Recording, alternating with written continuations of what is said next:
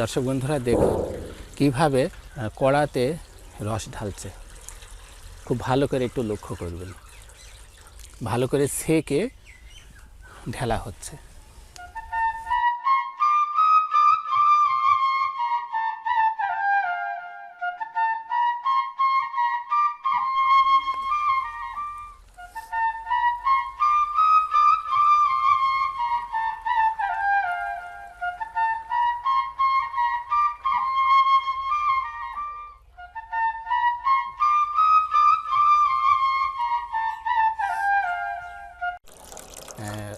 রস খেয়ে দেখি কেমন স্বাদ আসে।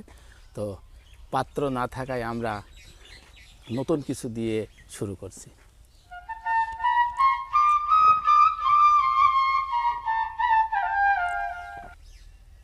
সকালে টাটকা রস অনেক স্বাদ।